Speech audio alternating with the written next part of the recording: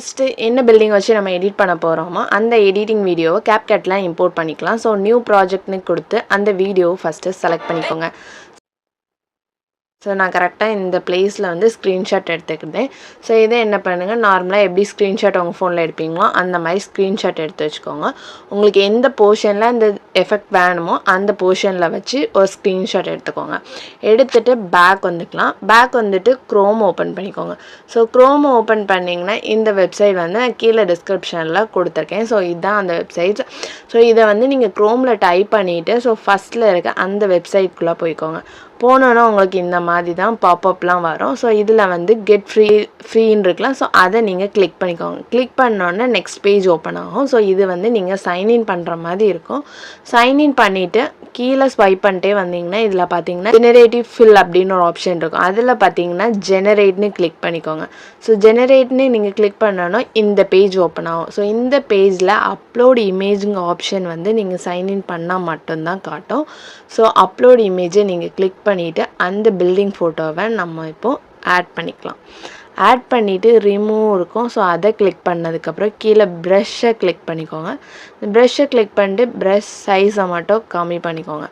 கம்மி பண்ணிவிட்டு இப்போ என்னென்னா அந்த பில்டிங் வந்து உங்களுக்கு எந்த போர்ஷன்லாம் வேண்டாமோ ஸோ அதை வந்து கரெக்டாக எடிட் பண்ண போகிறீங்களோ அந்த போர்ஷனில் பில்டிங் வந்து கம்ப்ளீட்டாக நம்ம வந்து எரேஸ் பண்ணிக்கலாம்.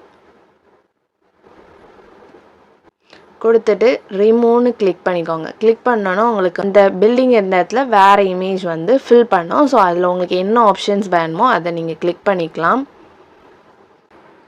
ஸோ இந்த மாதிரி உங்களுக்கு என்ன இதில் வேணுமோ ஸோ ஒருவேளை எக்ஸ்ட்ரா வேணும்னா இதில் மோர்னு ஆப்ஷன் இருக்கலாம், அதை கிளிக் பண்ணிக்கலாம். ஸோ நான் டிஃபால்ட்டாக இந்த இதை கிளிக் பண்ணிவிட்டு கீப்னு கிளிக் பண்ணிவிட்டு மேலே பார்த்தீங்கன்னா ஷேர்னு ஒரு ஆப்ஷன் இருக்கும். அதை நீங்கள் கிளிக் பண்ணிட்டு டவுன்லோட்னு கொடுத்தீங்கன்னா இமேஜ் வந்து உங்கள் ஆட்டோமேட்டிக்காக கேலரியில் டவுன்லோட் ஆயிரும். ஸோ டவுன்லோட் பண்ணதுக்கப்புறம் பேக் வந்துட்டு ஃபோட்டோ ரூம் ஆப்பை ஓப்பன் பண்ணிக்கோங்க.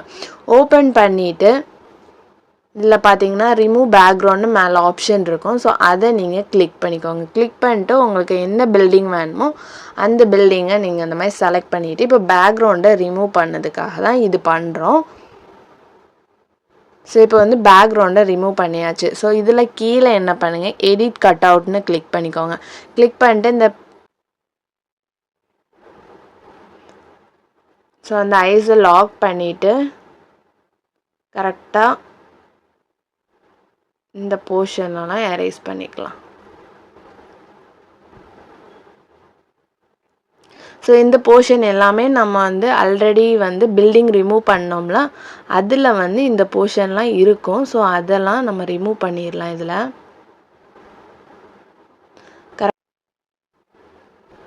கரெக்டாக இந்த மாதிரி பில்டிங் வந்து ரிமூவ் பண்ணியாச்சு. அதுக்கப்புறம் மேலே இருக்க டன்னை கிளிக் பண்ணிக்கோங்க. கிளிக் பண்ணோன்னா உங்களுக்கு இந்த மாதிரி தான் இருக்கும். ஸோ இதை கிளிக் பண்ணிக்கலாம். கிளிக் பண்ணிவிட்டு நான் என்ன பண்ணியிருந்தேன், எக்ஸ்போர்ட்னு கிளிக் பண்ணிக்கிறேன். எக்ஸ்போர்ட்டு கிளிக் பண்ணதுக்கப்புறம் சேவ் டு கேலரின்னு கிளிக் பண்ணிக்கோங்க. ஸோ இப்போ கேலரியில் சேவ் ஆகிட்டு பிக்சர் டேப்பை தான் நம்ம ஓப்பன் பண்ண போகிறோம். ஸோ பிக்சர் டேப்பை ஓப்பன் பண்ணிக்கோங்க.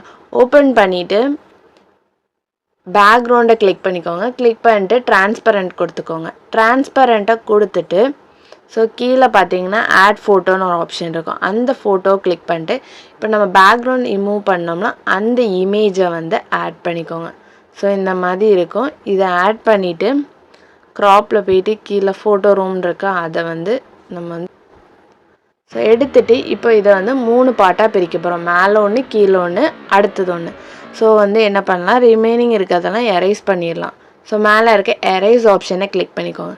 கிளிக் பண்ணிவிட்டு அதை வந்து நான் எரேஸ் பண்ணிக்கிடுவேன். ஸோ ஃபஸ்ட்டு மேலே இருக்க பில்டிங் வந்து நம்ம ஒவ்வொரு போர்ஷனாக வேணும். ஸோ இந்த மாதிரி கொடுத்துட்டு டிக் கொடுத்துக்கோங்க. கொடுத்ததுக்கப்புறம் இதில் பார்த்தீங்கன்னா ஷேப்னு ஒரு ஆப்ஷன் இருக்கும். அதை நீங்கள் கிளிக் பண்ணிக்கோங்க. கிளிக் பண்ணிவிட்டு ஸ்கொயர் கொடுத்துக்கோங்க. ஸோ அவுட்லைன் கொடுத்துட்டு ஸோ இந்த மாதிரி செட் பண்ணிவிட்டு மேலே பார்த்தீங்கன்னா எரேஸ் ஆப்ஷனுக்கு பக்கத்தில் ஒரு ஆப்ஷன் இருக்கும். அதை கிளிக் பண்ணி மூவ் டவுன்வர்ட்னு கொடுத்துக்கோங்க. கொடுத்துட்டு கரெக்டாக இதை வந்து நான் செட் பண்ணுற மாதிரி செட் பண்ணிக்கோங்க. எரேஸ் ஆப்ஷனை திருப்பி கிளிக் பண்ணிவிட்டு மேலே இருக்க அந்த ஒயிட் லேயரெல்லாம் அப்படி கம்ப்ளீட்டாக இப்போ என்னென்னா நம்ம கீழோட போர்ஷன் எப்படி இருக்கும் ஸோ அதுக்காக இது பண்ணுறோம். ஜஸ்ட் இந்த மாதிரி எரேஸ் பண்ணிக்கோங்க. ஸோ பில்டிங்க்கு கீழே வந்து க்ளோஸ் பண்ண மாதிரி இருக்குது. ஸோ இதை வந்து நம்ம கொடுத்துக்கலாம். கொடுத்துட்டு டிக்குன்னு கொடுத்துட்டு கலர் மட்டும் Black கலரில் சேஞ்ச் பண்ணிக்கோங்க. ஸோ Black கலரில் சேஞ்ச் பண்ண அப்புறம் டிக்குன்னு கொடுத்துக்கோங்க. கொடுத்துட்டு இதை சேவ் பண்ணிக்கோங்க இந்த இமேஜை. ஸோ சேவ் பண்ணிவிட்டு இதே ப்ராசஸ் தான். இமேஜை நம்ம பேக்ரவுண்ட் ரிமூவ் பண்ணி வச்சுருந்தா அந்த பில்டிங்கை செலக்ட் பண்ணி ஆட் பண்ணிக்கோங்க. ஆட் பண்ணிட்டு மேலே இருக்க ஃபஸ்ட் போர்ஷன் பண்ணோம்னா ஸோ அடுத்தது அதே மாதிரி செகண்ட் போர்ஷனுக்கு பண்ணுறோம். ஸோ டிக் கொடுத்துட்டு திருப்பி பேக் வந்து ஷேப் கொடுத்துக்கோங்க.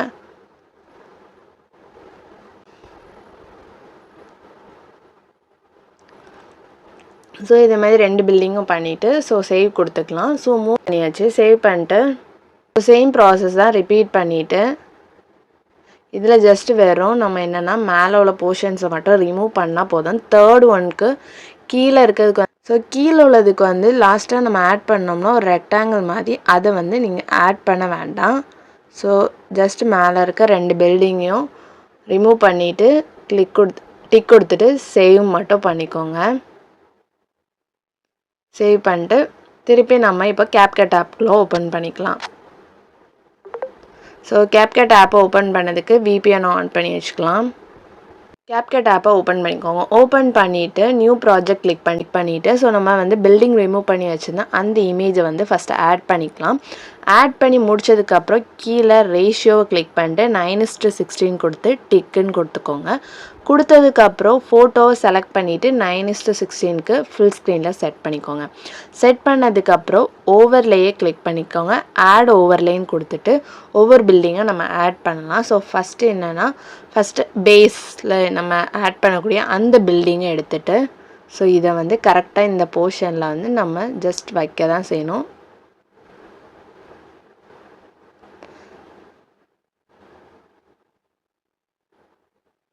ஸோ பார்த்தீங்கன்னா கரெக்டாக நம்ம செட் பண்ணியாச்சு.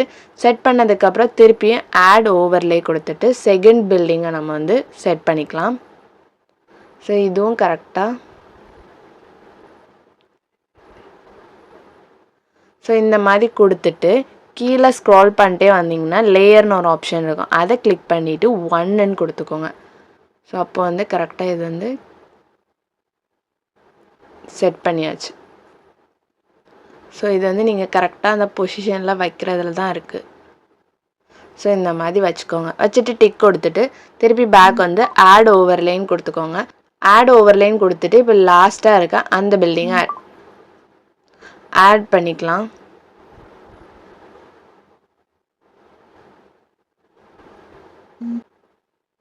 ஸோ தேர்ட் பில்டிங் வந்து நம்ம கரெக்டாக ஆட் பண்ணிவிட்டு கீழே அதே மாதிரி லேயர்னு ஒரு ஆப்ஷன் இருக்கும்.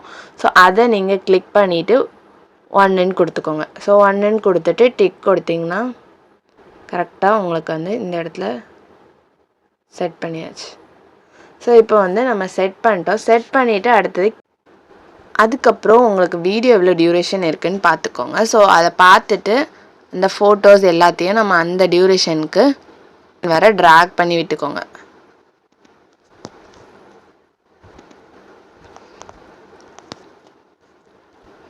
ஸோ ட்ராக் பண்ணி விட்டாச்சு. அடுத்து என்ன பண்ணணும்னா ஸோ இந்த மாதிரி இருக்கா. ஸோ மேலே இருக்க 2 பில்டிங்கை தான் ஃபஸ்ட்டு எடிட் பண்ண போகிறோம். ஸோ ஸ்டார்டிங் வந்துக்கோங்க. ஸ்டார்டிங்கில் வந்து கொஞ்சம் தள்ளி வந்துட்டு ஃபஸ்ட்டு பில்டிங்கை கிளிக் பண்ணிக்கோங்க. கிளிக் பண்ணிட்டு கீ ஃப்ரேமை ஆட் பண்ணிக்கோங்க. கீ ஃப்ரேமை ஆட் பண்ணிவிட்டு திருப்பி லாஸ்ட் வந்துக்கோங்க. லாஸ்ட்டு வந்து ஒரு கீ ஃப்ரேமை ஆட் பண்ணிக்கோங்க. கீ ஃப்ரேமை ஆட் பண்ணிவிட்டு ஸோ அதை வந்து இப்படி மேலே தள்ளி வச்சுக்கோங்க.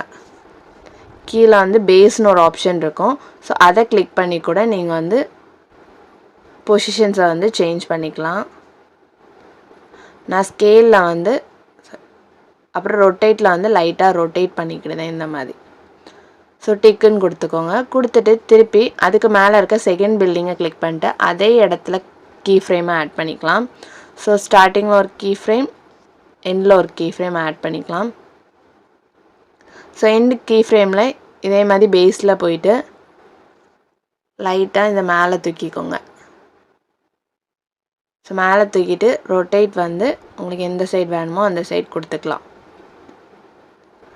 ஸோ டிக்குன்னு கொடுத்துட்டு ஸோ இப்போ பாருங்கள் பில்டிங் வந்து மூவ் ஆகிற மாதிரி இருக்கும் உங்களுக்கு. ஸோ இந்த மாதிரி கொடுத்துட்டு பேக் வந்துக்கோங்க. பேக் வந்ததுக்கப்புறம் ஓவர்லே ஆட் பண்ணி ஆட் ஓவர்லேன்னு கொடுத்துக்கோங்க. கொடுத்ததுக்கப்புறம் இப்போ இந்த வீடியோவை ஆட் பண்ணிக்கலாம். ஒரிஜினல் வீடியோ இருக்கும்னா ஸோ அந்த வீடியோ வந்து நம்ம ஃபஸ்ட்டு ஆட் பண்ணிக்கலாம். ஃபுல் ஸ்க்ரீனில் செட் பண்ணிக்கோங்க. செட் பண்ணதுக்கப்புறம் கீழே பார்த்தீங்கன்னா மாஸ்க்னு ஒரு ஆப்ஷன் இருக்கும். அதை நீங்கள் கிளிக் பண்ணிட்டு ஹாரிசாண்டலில் கொடுத்துக்கோங்க. கொடுத்துட்டு ஜஸ்ட் அப்படி ரொட்டேட் பண்ணிக்கோங்க. ரொட்டேட் பண்ணிட்டு இதை வந்து கீழே தள்ளிக்கலாம். ஸோ இந்த அளவுக்கு கொடுத்துட்டு டிக்குன்னு கொடுத்தீங்கன்னா ஸோ உங்களுக்கு வந்து கம்ப்ளீட்டாக அட்ஜஸ்ட் பண்ணிக்கலாம். ஸோ இந்த அளவுக்கு அட்ஜஸ்ட் பண்ணிக்கோங்க. ஸோ அப்போ எப்படின்னா ரோட்டில் மூவிங்கும் இருக்கும். அந்த மாதிரி மூவிங் உங்களுக்கு தெரிஞ்சிடும். அதுக்கப்புறம் பேக் வந்துக்கோங்க. ஸோ இந்த மாதிரி தான் 3D பில்டிங் எஃபெக்ட் வீடியோ வந்து எடிட் பண்ணணும். ஸோ அதுக்கப்புறம் மேலே இருக்க ஷேர் ஆப்ஷனை கிளிக் பண்ணிவிட்டு வீடியோ சேவ் டு டிவைஸ்னு கிளிக் பண்ணிக்கோங்க.